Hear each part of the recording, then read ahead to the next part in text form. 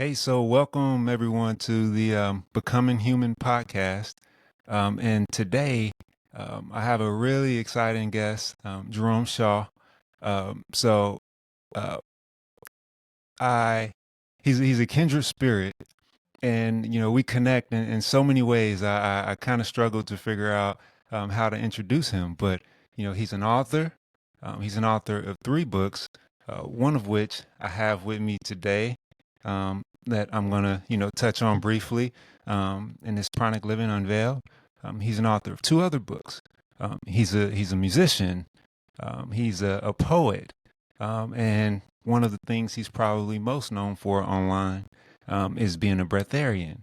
And what a breatharian is, for some who don't know, is someone who lives off of very little food, or someone who thrives off of very little food or no food at all. And we'll circle back around and get more into what that is. But today, we wanted to dive into his sound diet and what that looked like. So, Brother Jerome, welcome. Thank you. Thank you. Greetings, brother. Thank you. Thank you for that warm welcome. Very warm welcome. Yes, Yeah. sir. Yes, sir. And so, just to really kind of just touch on your book, since we're right here, in the spirit of the conversation of your sound diet and how sound resonates with us and affect our internal being and how it can help us cultivate our internal energy. I was fascinated and got really excited by how you started your book off, because you really dive right into what I believe is the most difficult part of any transformation, and that's your uh, the environment that you're most familiar with, and that's your family. And if I can read Yeah. a sentence or two, it says it's common to encounter those who don't resonate with your lifestyle choices or your decisions to not eat traditional food.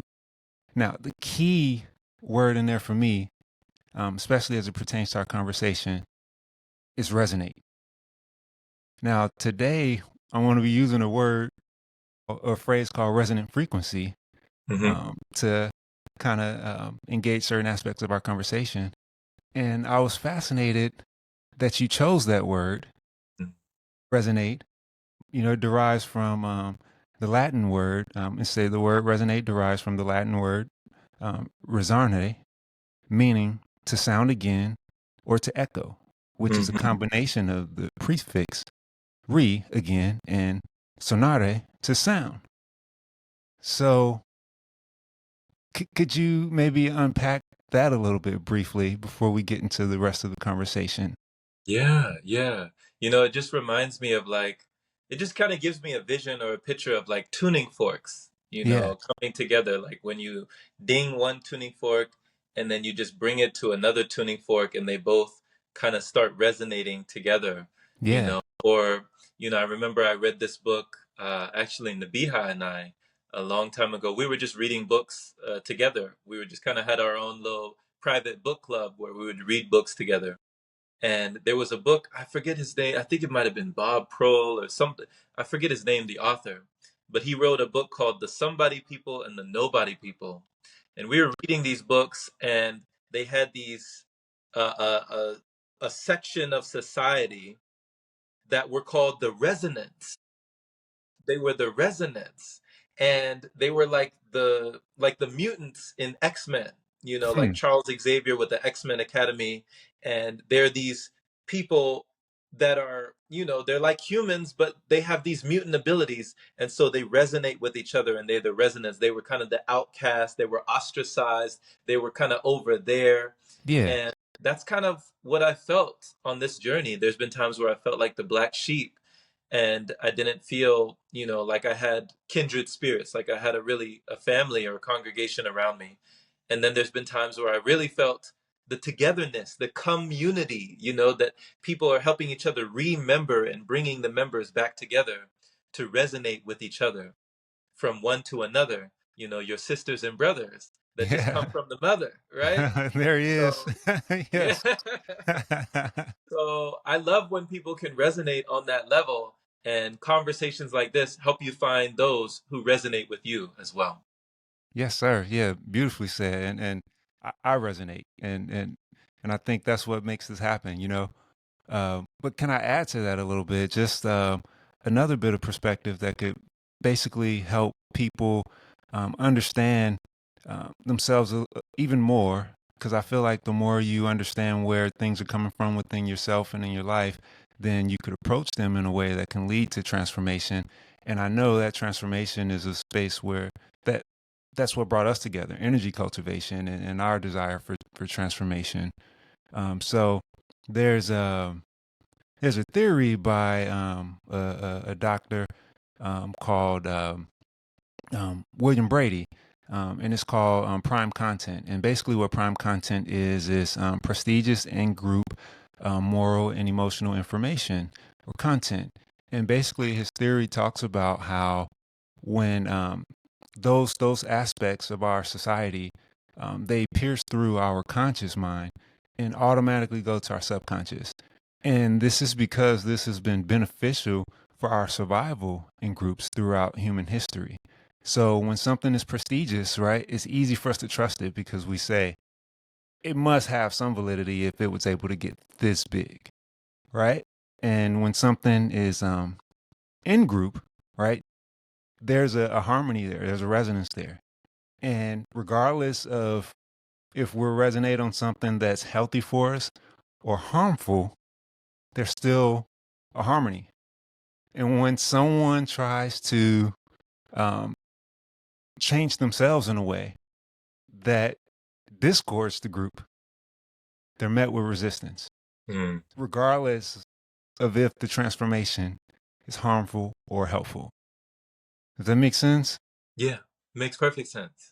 Yeah. Yeah, so that was super, super helpful for me because sometimes when you're in those situations like you were talking about in your book, how you were met with resistance from your family, sometimes we can take that very personally, like I did for many years. And I thought it was something that I was doing wrong. But really, on a biochemical level, I was disrupting the thing that made us work. So Okay. I was so I was so excited to see that you started your book off that way Yeah. because that's been something that's been on my heart for a long time. And I never see anyone approach their journey from that aspect. So Yeah. thank you. Yeah. And thank you for sharing that testimony and just, you know, I'm glad that it's relatable on that level, Yeah.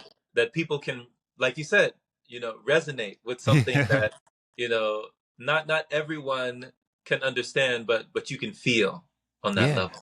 Yeah. Yeah. Yeah. And so I won't get into the rest of his theory because I want to get into your sound diet. Okay. And and I know like energy, our desire for energy cultivation and transformation brought us together, but I quickly learned that we connected on this other dimension, which was music, which was super exciting. And I quickly realized that we were able to nerd out on some things, which was exciting to me also. So just like kind of get an idea of like what were some of your musical influences that still affect you today, Yeah. and what instruments do you play? If I remember correctly, you play several, right? Yeah. So And I grew up mainly when I was a lot younger, I grew up playing piano. So my mother, she put me in piano lessons with different teachers. So I still know how to play a fair bit of piano. I mostly play by ear. It's been so many years, so I don't really read music like I used to. I used to, be able to read music and play from the books. But now I just kind of play by ear, and I know some songs that I used to create and I used to make as well.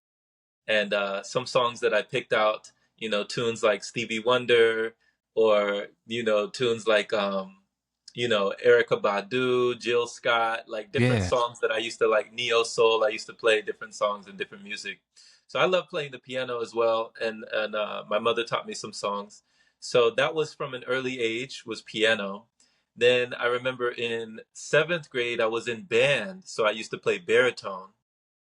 And then there was a time where I was playing percussion. Other than that, I started playing the flute in 2019 when I left Texas. I went to California, and at a certain point in time, I was just searching. I was really searching for anything. and I was in Goodwill. I found myself in Goodwill, and this, oh man, it gives me goosebumps almost talking about this because it was almost like destiny. I did not know what I was actually looking for. I was just searching. I didn't know what I was seeking. I was just reaching. Yeah. And so the universe reached back in the form of a flute. And the first flute that I found was in Goodwill, and I didn't even go there to buy a musical instrument. Brother Stephen, I actually went there to buy a piggy bank to put my Wow. change in. I just needed Yeah. something to put change in, to Yeah. put, spare change into a piggy bank. But I was on the aisle looking for a nice little piggy bank, and I saw this small little flute, and it said like made in Taiwan. It was like a little plastic little flute, but it was like interesting because it wasn't like any regular flutes that you would see. It wasn't like a regular recorder that kind of had the mouthpiece at the end that you Yeah. could kind of just, it kind of conforms to you and it just lets you blow in it and produce the sound. When I bought this flute, which was like $2.99, I bought this flute and I took it to my car parked outside the Goodwill, the thrift store. And I swear to you, I tried to play it. And for like 10 minutes, I was just frustrating myself, just all that, just air. There was nothing but air. And I was like, what is this? Like the top, it looked like I was supposed to blow in it from this angle. And I'm like, why am I not hearing any sound? And so I went to the library in Pasadena at that time. They had the Pasadena library. I don't know if it's open at the moment, but back then it was open, and it was really like a historical place. It looked very very old and ancient library. And I went, and one of the musicians at the library who also worked there, one of the staff, he told me, "Hey, it's your embouchure, it's your mouth, like the way that you're forming your mouth. You need Yeah. to blow the air in a certain way to have the air graze over the top and penetrate the center to produce the sound at the bottom." And it just seemed so complicated. I was like, "How does this little flute, $2.99 flute, like what is so complicated about this?" So I started looking up on videos on YouTube, and I was looking up video after video. I'm a gamer at heart. I used to play video games all day long, right? So I love a challenge. I love when somebody says you can't do something.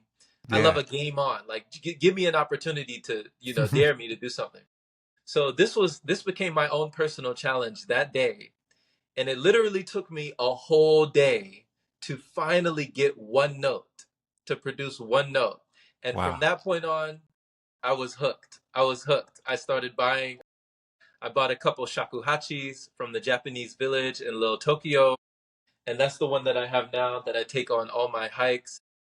It's a very meditative instrument. Just the flute, just the breath alone is life.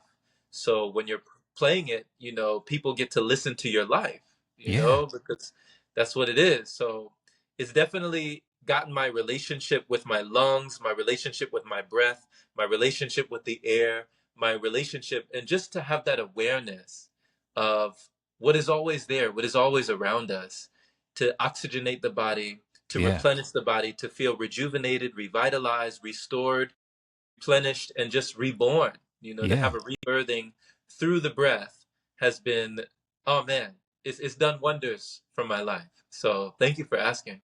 Yeah, that's so wonderful because it was super, super evident to me that you had a really, really deep connection with the flute. When I saw the way you handled the flute. I used to work in a recording studio, and you can tell when a musician resonates with an instrument. They Mm. carry it like it's a baby, like it's an extension of them. Like, You got it. yeah, You got it. yeah, and so like I saw instantly. I was like, okay, all right, like this is something for him. Like this is powerful, and so that flute, like if I remember correctly, you shared a little bit about the history of that style of flute too, right? Right. Yeah. Right.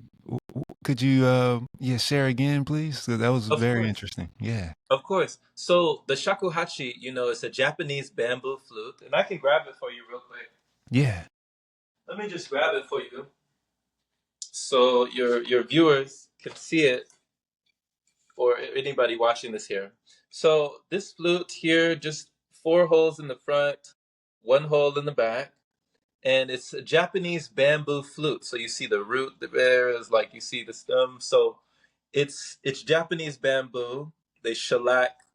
in the side, and then I mean it's just cultivated. They dry it out, they drill in the holes. It's a whole process. They cultivate the bamboo. You know how long it takes for bamboo to grow. Yeah. And so, I mean, it represents their reverence for nature.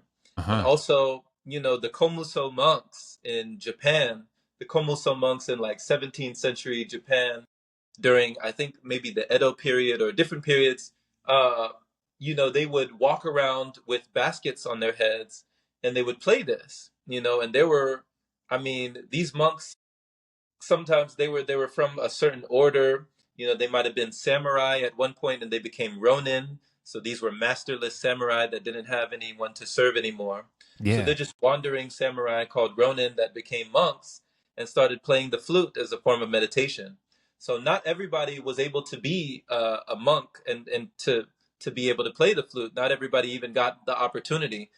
In certain places, in certain spaces, it was only for certain people. Even if you wanted to do it, you had to be ordained or you had to be administered into that sect, to be able to have one of these. So yeah, I mean, I feel very blessed that I found the flute, or the flute found me. We found each other.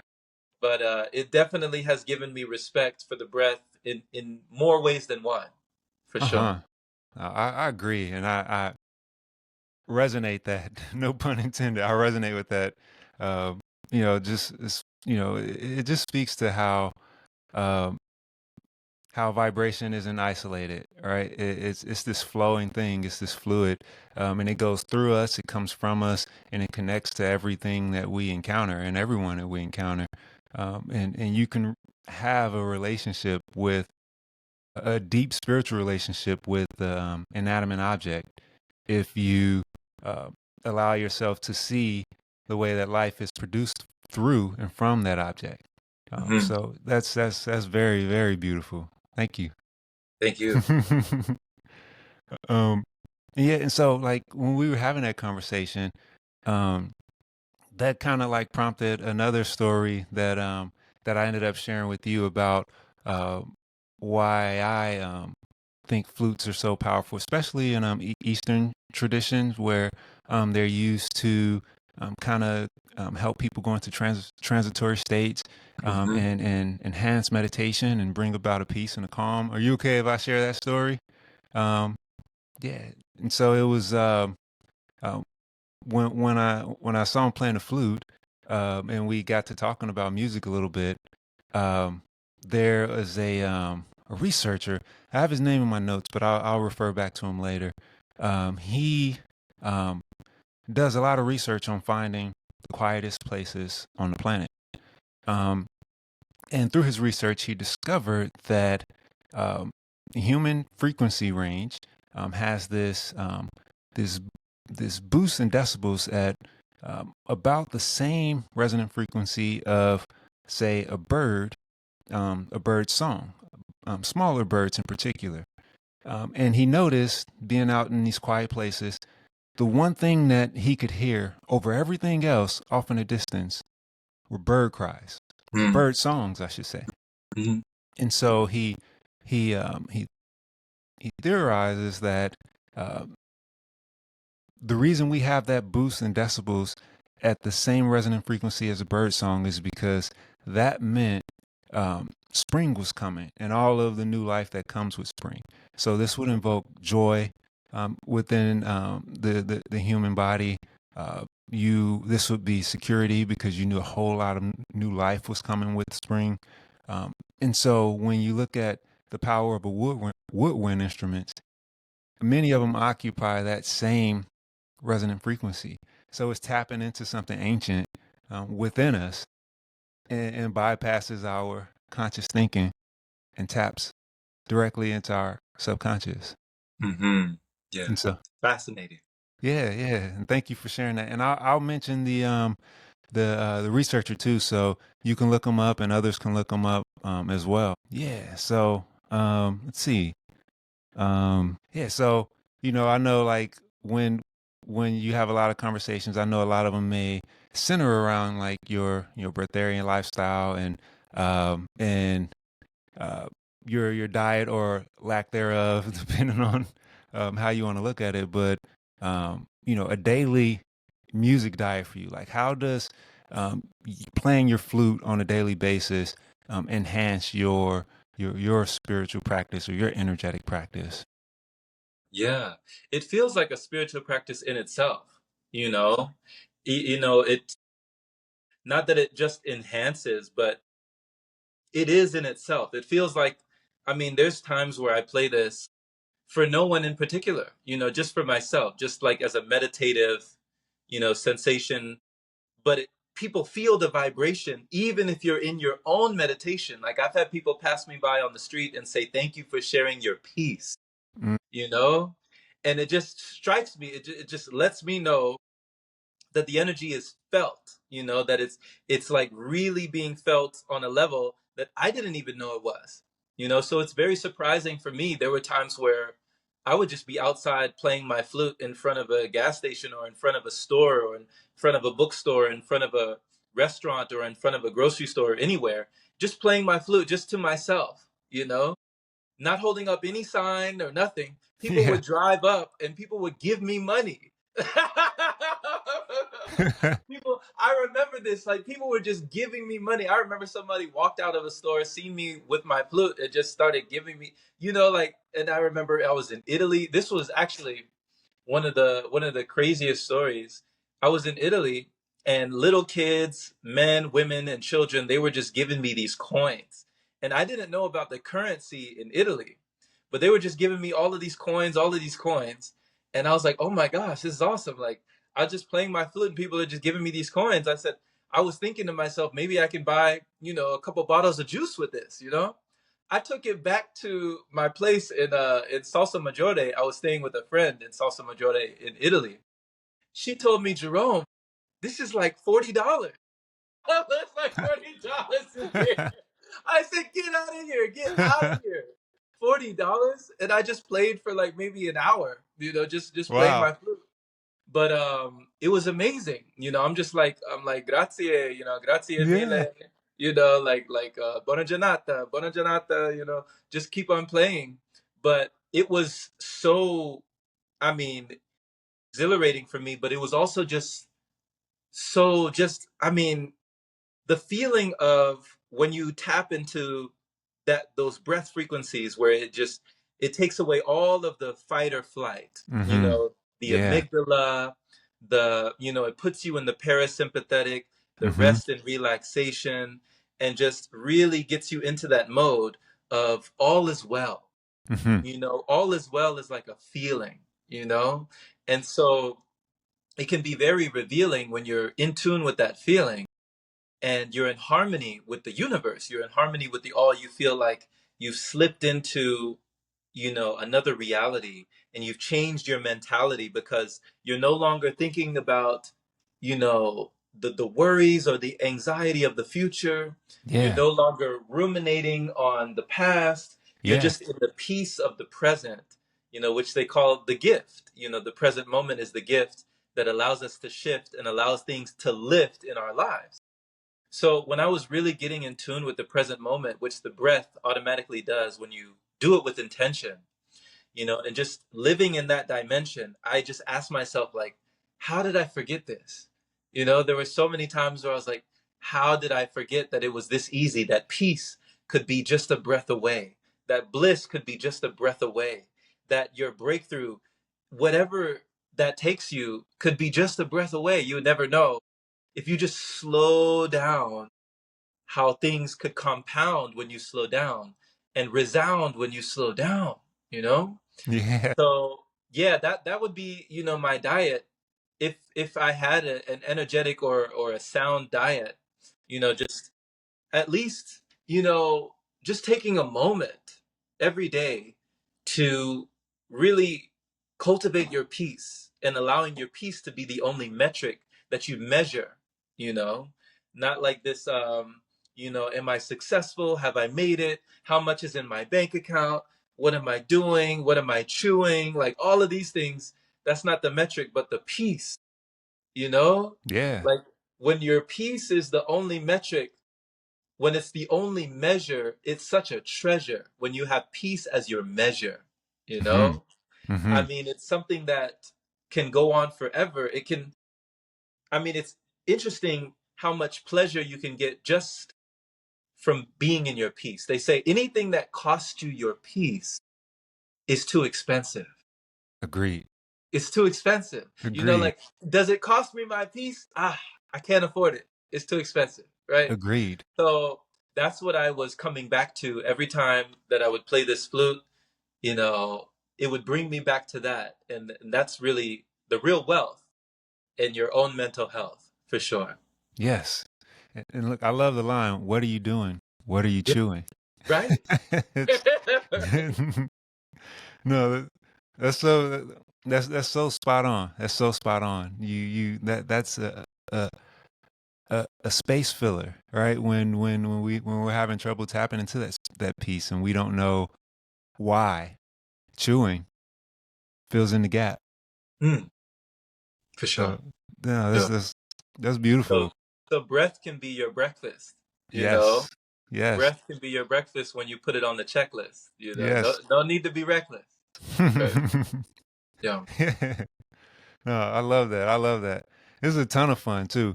Um, yeah, for so many people who've never tapped into their breath and who've never consciously breathed before, whenever I get the opportunity to take someone through that experience, it's always so magical.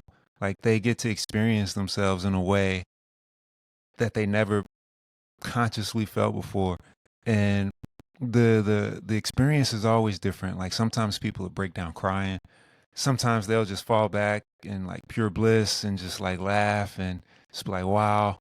Um, and sometimes people start to feel the intensity of who they are and they'll stop and they'll be like, no, I can't. And that's a wisdom in and of itself. I respect that, but it's just so powerful how what you just described is like you say, it's just right there. Yeah. And unless you have someone or you come from, say, a culture who could make that aware to you, you can go a whole life and not be aware of your superpower. Very true. Very true. Man, yeah, It's right under our noses, you know? yeah, literally. Yeah. Yeah. So, like, I was listening to another interview that you did, and it's funny how we talk about like you just find the right ones you're supposed to hear. When I say Jerome probably has like, you know, 500 interviews out there. Like I'm not over exaggerating. He definitely has like 500 interviews. I was trying to find one. Well, I found the one that like really resonated with this conversation, like almost automatically. And when I heard you talk about when you went on a 14-day fast, right? And it was a dry fast. Day 14, you said something clicked within your body, and if I remember correctly, you said you believed it felt like it was something ancient or dormant. And when I heard you say that, I instantly felt like I could relate on some level, because like we talked about sound and environment and um, how stimulation from the environment could um, invoke or provoke different types of emotion within us. And hearing you say that, I've had the fortune to go to some remote places on this planet where probably 99% of people never get the chance to see, and which is a gift in and of itself. And I remember having the sensation in a number of these places that some aspect of me came back online. Wow. And I'm pretty sure, I'm almost positive it's because the amount of, say, noise pollution was so much lower and gave me an opportunity to tap back in to the energy that's around us without being pulled from the stimulation that's around us, in our cities. So, man, maybe you could like maybe shed some more insight as to like what that experience was like, because similar to you, being in those environments where I felt more tapped in and something else came back online, the desire to consume was a lot less present, and the amount of energy I had was a lot higher. And if I could make one more little point, just came to mind. When I hear scholars debate about ancient people and hunter gatherers and what they ate and starving and always being on the brink of death, I've seen and I've heard some things that um, makes me question that. You know, at a certain point, I think those people were so tapped in that they may not have needed to consume as much as we are accustomed to today. And I believe that as civilizations grew and grew, we became less connected. We like to use that phrase, and the need to consume became higher. Yeah. And I feel like your experience was so in alignment with that. It spoke to me. Could you shed some insight, please? Yeah, of course, and thank you for that insight into it because I definitely relate and I agree with you. I think that I believe that human beings were living on a different level, you know, and when there's less connection, automatically there's more consumption, you know. There's less connection, there's more consumption, there's less creation, there's more frustration, there's a lot of situations, in any location, right? So I know it's not just in the US. This is like a worldwide phenomenon that human beings have somehow gotten away from, maybe, perhaps a natural form of living. We're doing things that are unnatural, and we're living in unnatural ways, and now we're subjecting ourselves to unnatural treatments or unnatural means or unnatural medications to make up for the confrontation or the confusion, to find a solution for all the pollution, right? Yeah. So if we're living unnaturally, sometimes we have to do something unnatural, like, you know, getting all these enemas and colonics. Like, we didn't have that technology back then, but we also didn't have McDonald's, Burger King, right? Popeyes, right? Yeah. KFC. So, yeah, sure, somebody can say, okay, I don't like doing enemas and colonics. That's unnatural. Well, we're living unnaturally, So sometimes it takes something unnatural to get an unnatural substance out of your natural body, you Yes. know? Yes. So it's interesting to think, even pondering, like, how did our Paleolithic ancestors, they call them, Paleolithic, when we were migrating and going across, just miles and miles and miles in migration, when there were no cars, when there were no Teslas, when there were Yeah. no, buses and trains and planes, and when we was just our 2 feet, just our legs, just Yeah. moving. The body is made for energy conservation. Humans are made to move. We're made to be moving, to be grooving, to be improving in that way. And if we were in constant movement, walking long distances, I'd say, I mean, exercise, you have plenty of energy. If you exercise enough, you got more than enough. You got more than, the heart is pumping, it's palpitating. I mean, the cardiovascular system, the circulatory system, the lymphatic system, the chemical system, the electrical system, everything is online. Everything is online, and you don't need so much, material Yeah. putting in when your body is putting out. You don't need much.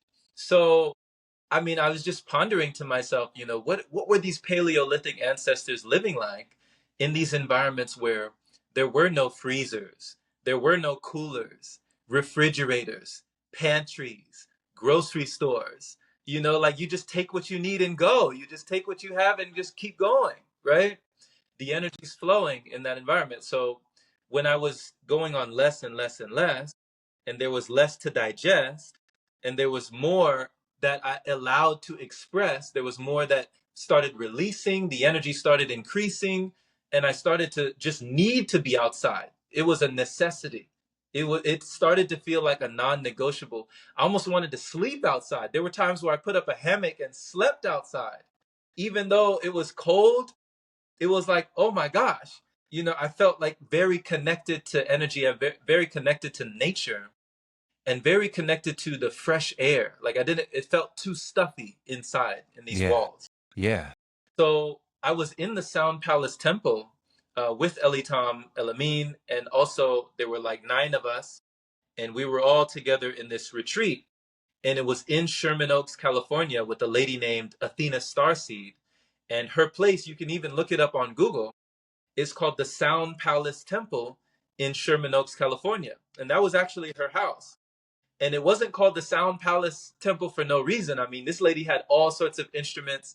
She had Mhm. djembe drums, she had shamanic drums, she had these different bells, different, flutes. She Yeah. had the TV with the big screen TV. There was YouTube playing like crystal bowls and sound bowls and mantras, and just all of these healing frequencies throughout this house were Yeah. ringing and singing and like all the time. So you could just walk from the guest room into the living room and you were saturated with music, Yeah. saturated with sound, saturated with affirmations, with mantras, with high vibration. And this was what she cultivated in that space, in that container, in that environment. So as we were fasting, we're letting go of solid food, you're engaging in exercise, which can be like an exorcism. Sometimes you exercise, it's like you're exercising a demon. you Mhm. know so that's Yeah. on another front. At the same time, we're doing meditation. At the same time, we're having conversations, we're having breatharian communications, we're talking about pranic living, and we're working with qigong, we're working with energy every day. So all of those, we're hitting it from every single angle, we're covering all of our bases in that way. And my body just started to change. It started to reconfigure. It felt like the settings started to reconfigure and reconform and started reweaving itself into a way where energy started to become food. Yes. My energy started, I mean, it started to become my nourishment. I started to derive nourishment from just feeling the sound vibration or feeling the energy frequency, or, that's what you do frequently becomes your frequency, right? Yes. Beautiful. So that became my new diet. That somebody said, diet to do I experience this, or do I eat that? That's your diet. So Yeah. when I would go out into nature, that would be nourishing. Yeah. When I was working with energy, that was so encouraging. The energy was flourishing. It was so nourishing. So these were things that started to become part of my, sound diet, as it were. Yeah. And when we know from the study of cymatics, when you're looking at cymatics and you're looking at the molecular structures of different things, like how sound affects water, and you Mhm. see the sacred geometrical patterns, these wonderful, beautiful geometrical shapes on the surface of water, or Yeah. even sand, particles of sand Mhm. arranging themselves in these geometrical patterns. Yeah. And then you look at maybe churches or chapels with these yantras, or these geometrical patterns in these churches and chapels, and you see those same geometrical patterns in nature. You see the same geometrical patterns on water. And if we're made of, mostly percentage of water in our bodies, then that sound vibration, that frequency is changing your body, you know, at a molecular level, at a cellular level, and a cellular level. You Mhm. are not the same. You are Mhm. forever changed. So I love that sound can actually do this for us, and it can take us to places that we never would have imagined.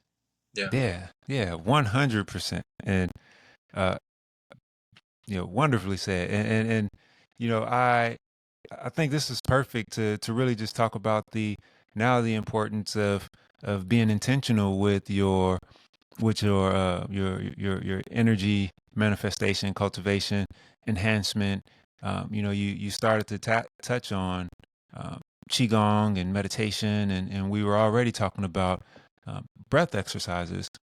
And we also alluded to the fact that when there was less stimulation, it was probably just natural for humans to be in this state and needed to consume less. But you needed an environment that you were able to immerse yourself in, along with some practices to help you change your inner environment so you can start to, create that experience in your outer environment. So maybe we could speak to the importance of some of these practices that you mentioned, because I know you and I both are a proponent of all of these practices. And me hearing some of the things that you do on a regular basis inspired me to be like, oh, wow, I need to incorporate that. That's awesome. Um, and so maybe we could speak to like the importance of incorporating some of these practices and what that looks like on a daily basis. Yeah, yeah. So there's so many inspirations from so many places across the nation, you know, like so many forms of cultivation. And we've arrived at this point where there's a whole culmination of all these different methods and modalities that can really change the reality. Eastern philosophy, these Eastern customs and, in these different countries and traditions and forms of consciousness where you're talking about, the Tao Te Ching or Qi Gong, Tai Chi, working with energy and, just these beautiful scriptures of the Tao and Yeah. breathing. Oh my gosh, it's just amazing to flow with energy, and they're inspired by nature.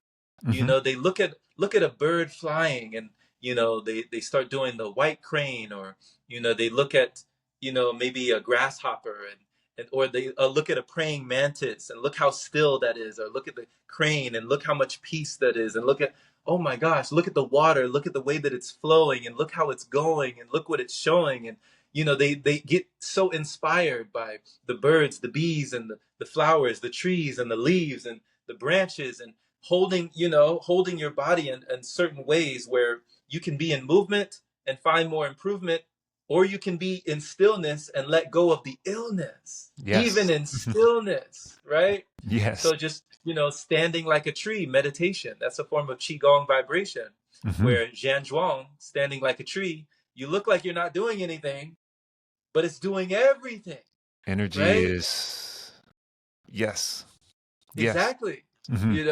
Just like when you observe a tree, it's just standing there. It doesn't look like it's doing anything, but it's doing everything, Hmm. you know? So that's one of the things that I love about Eastern philosophy, where there's just so many ways they've just drawn so many inspirations from just observing nature, just being out in the wild, being out in the wilderness, and just observing, being quiet and just looking around and just Yeah. seeing, what can I learn? What can I take from this? What is life teaching me? Can I look at a deer and learn from this being? Can I look at a caterpillar? Can I learn from this? Can I look at a butterfly? When we're talking about, Indian philosophy, yogic philosophy, pranayam, Hmm. pranayama. Hmm. So, breath control, or life force energy, pranayam, the life force, the vital force, the air, the essence, the ether, to be able to commune with this, to be able to become a conduit and a channel for this force to come through you and to you. Hmm. And I mean, you really do feel the divine energy. You feel that divinity, Yeah. you feel your infinity, you Yeah. know, Yeah. and there's a lot less rigidity for sure. Yes. Yeah. And like I agree with that, and that's been my experience too. After doing these things for so long, and if I could add like another perception to that, for people who may not be as familiar with Eastern traditions and philosophies and ideologies, and how they um, built this way of seeing everything as interconnected, and there's a way for you to be a part of that flow too, and be energized by it. Another way I like to look at, just for some people who may not be familiar, is if you look at a graphic EQ or spectrum, and on that spectrum, um, there's the entire frequency of sound.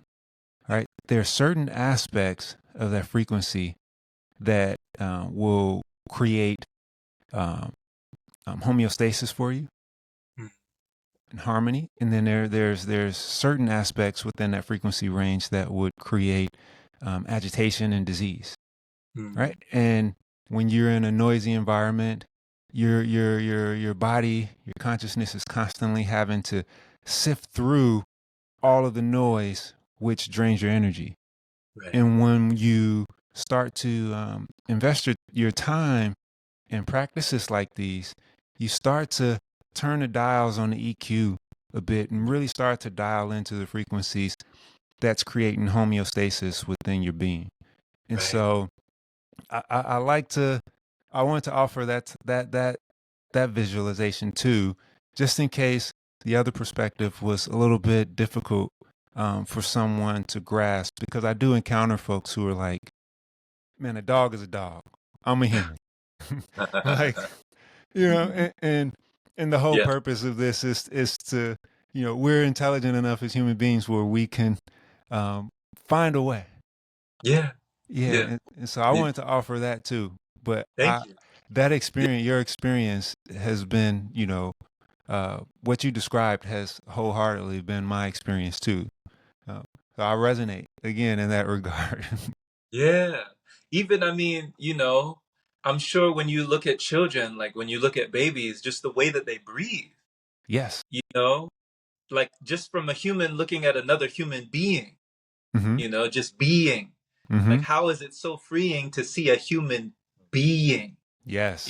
Instead of just a human doing, instead of a human chewing, just a human being, Yes. a human Yes. breathing and receiving like a full belly breath. Like, when did we forget to breathe through the belly like a child, like a baby naturally does? They come into the world with full awareness, Mm-hmm. you know? Mm-hmm. And we kind of lose that. In all fairness, we start to lose that awareness as we grow into a stage. Sometimes as we mature with our age, we get to a stage as we're turning that page with all of the anger and all of the rage, we lose our breath, We you do. know and some people don't find their breath, and it's Ever. the last thing that leaves, right? But if we can find it in the moment, we've already received. So Yes. yeah. Beautiful, beautifully said. And it's interesting you brought that up. I just made a post yesterday, I believe, just talking about how just it was me and my son, and just sharing how children are born with this innate faith and trust, Right. Right. and it's there, it's super present. They just automatically put all of their trust into life. Hmm. They have no idea. They're just trusting, Hmm. and it's so evident. And I could see how um, it gets coached out of us. Just you remember how I talked about prime content and how what's good for the group, right? And when you look at it, regardless of um, the harmony in the group matters more than what's actually good for the group, so to speak, if I could say it that way. Hmm. What keeps the group safe matters the most. And for baby, they're very cute and joyful at first, but as they grow, it's very evident that we need to find a way to make them fit into the group. So we begin to make them do the opposite of what the practices that we talk about um, encourage us to do. We start to make babies tense up to fit in. We start to teach them how to suppress emotions, right? Um, Being too expressive in public um, isn't acceptable, and at least the way I experienced life growing up. So we coach these qualities out of a child, and you begin to think that being tense and being withdrawn is a natural way to be, as opposed to being relaxed and being open. Yeah, so I'm so glad you brought that up, and I hope I explained that in a well enough way. I'll definitely go into it more in like other podcasts, because I could do a whole podcast on that by itself. But I'm so glad you brought that up. Absolutely. Um, and let's see what I have here, because we kind of let this take on a life of its own, which is what I like. Um, yeah, so the flute found you, or y'all found each other. It was a marriage. We Um, did. what what what type of advice would you give someone, encouraging them to try and find um, an instrument of some sort that resonates with their resonant frequency, so they could start to experience some of the freedom that you've experienced with yours? Yeah. To get experience, experiment, you know, experiment. You treat it as an experiment. Play around. Play around. I remember I was at a concert with Stevie Wonder, and I seen Stevie Wonder play on stage, and it was just amazing. I mean, it's just fascinating. Like it's just mind blowing to witness Stevie Wonder playing. And I mean, he's just his fingers are just going around to all of these notes, just I mean, intuitively, and he's blind. Uh-huh. You know, he's blind, and he's just I mean, it's just absolutely phenomenal. And then he looked out into the audience, and I remember he spoke into the microphone. And at one point during the performance, he told everybody in the audience, I'll never forget, he said, he doesn't care. He didn't care what instrument it was. He said, find something. If you can find an instrument that you can play and that speaks to you, he said, it's one of the best things you can do for your soul. It is. It's one of the best things, he said, you can do for your soul. So any instrument, there's so many instruments. I mean, luckily we have so many. You Mm-hmm. know, there's so many to choose from. So find one that speaks to you, you know? Yeah. Yeah. Yeah, no, thank you. And I know that was kind of an open-ended question or a tough one to answer, but no, that's spot on. Experiment. Experiment, yeah. Experiment. Yeah. Mhm. Oh man. So what have we not was there something that you wanted to touch on in particular during our conversation that I didn't cover? Well, I just wanted to thank you. You know, thank you, brother. Just gratitude for, just bringing in like these perspectives that we need in the collective, because it's just a perception that we don't always hear. It's very refreshing to know that we can find these correlations and these connections with sound, you Yes. know?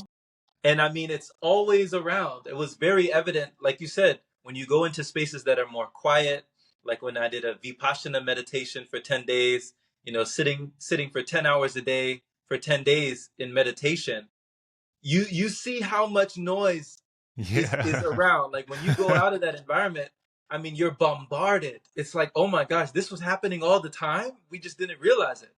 Hmm. So it's almost like the same as light pollution when you go into a space where you see all the stars in the sky and Yeah. you're just in completely in nature in a natural environment, and there's zero light pollution. It's amazing. It's like you can see the entire universe, like you can see the whole galaxy, Yes. and Yes. it's just a blanket of stars, and you're like, oh my gosh, like this was here the whole time, I just couldn't see it.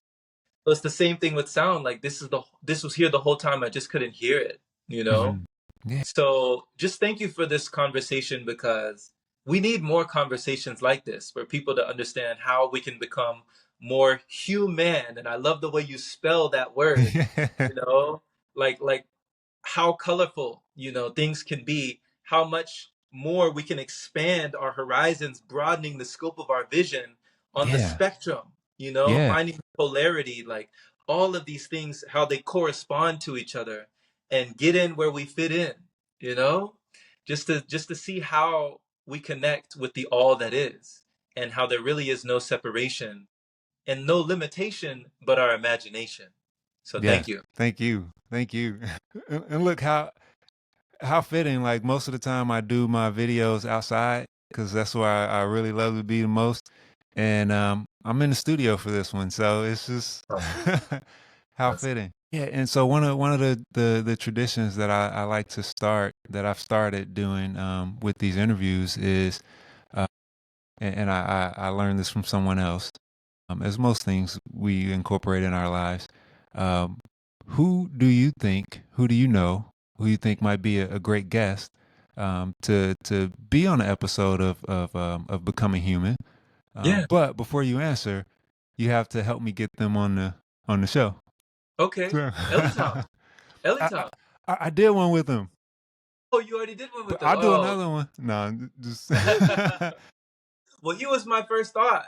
He was my yeah. first thought, definitely. We get them back. We can get them back, and, Awesome. and, and we have more. That'd be awesome. That'd be amazing. Awesome.